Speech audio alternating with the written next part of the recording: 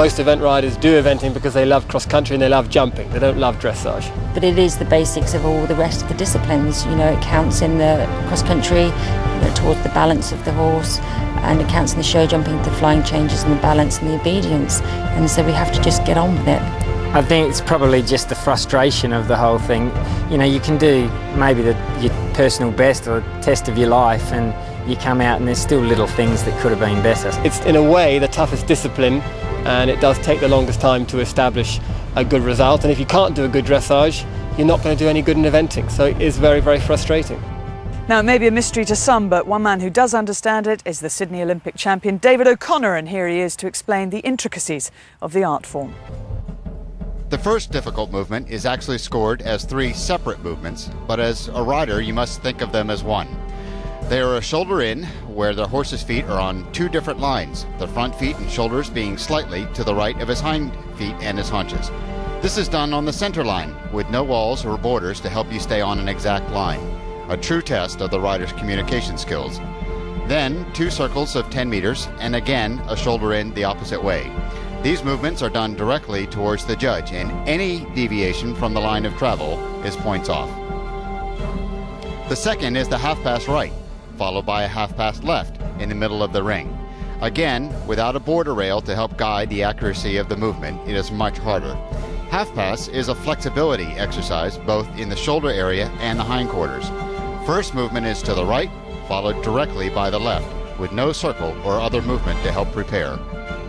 The third exercise is 2 loops of canter, 1 loop on the natural leading leg and the other on the wrong lead, which is not natural to a horse, or this is called counter canter, followed by a flying change directly towards one of the judges. This is a hard movement because of the straightness needed to get the very high score. Very difficult for an event horse to be that well schooled for a high-level dressage movement.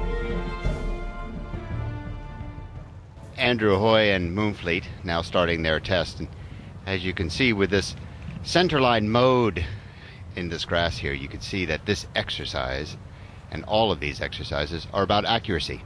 A straight line, a salute, a starting for the judges. Andrew always produces a fantastic picture of dressage. This horse is very elastic. He is really a joy to watch in this extended trot. You see how he floats across the ground, and what you'll look for at the end here is that transition, that change of speed, invisible, and a perfect example of what a transition coming back from a medium trot should be. The first difficult exercise, shoulder in on the center line, hind feet exactly on that line. There is a judge right on that line that is judging exactly that the accuracy of the exercise. 2 10-meter circles, elastic, invisible, soft, floating. These are the words that you're kind of looking for as you watch this level of dressage. Another shoulder in, hind feet on one line, front feet on the other line. You see a slight wavering, but not enough really to detract from the beauty of the movement. Again, Andrew's test is just floating along. You get the feeling that there's a tremendous sense of harmony between the communication of rider and horse. Now half pass, horse looking in the direction that it's going, front feet and hind feet both crossing towards the direction of travel, and a change absolutely invisible.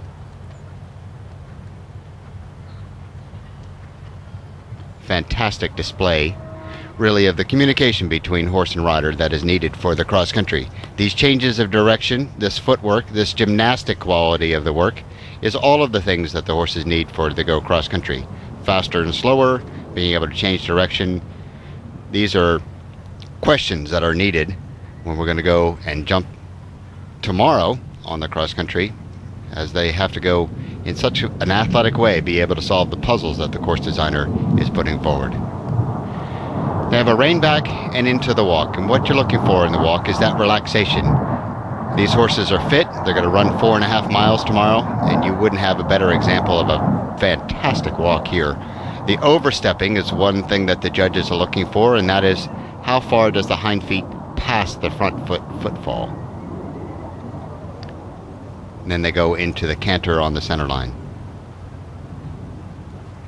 Perfect. Again, this test is an example of the relaxation and harmony that is what we're all looking for in the dressage. So many of the event horses being fit, or they're nervous in this environment, they're nervous in front of the crowd. And this horse seems to be doing like this if he were in his back garden. Now into the other tough exercise, a serpentine followed by a flying change. One first loop on the wrong lead, and you see him switch his legs back onto the correct lead there, exactly on the center line. It's a hard movement. There's a judge that sits, as you see that booth that's on the right hand side. There's a judge that sits right on that line in the middle of the ring where that flying change has to be executed.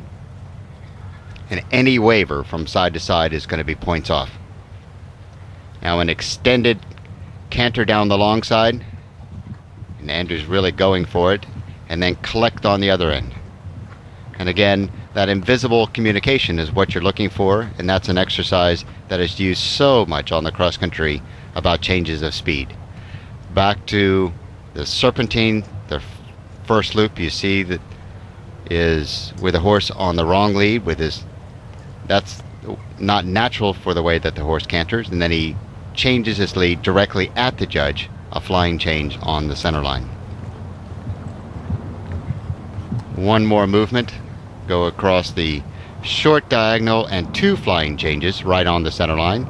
You see absolutely perfect, accurate, straight, that's right at a judge. This is a test that is very much decided on the accuracy of the movements. And down the center line to finish. This is a perfect example of what high-level dressage for an event horse should be.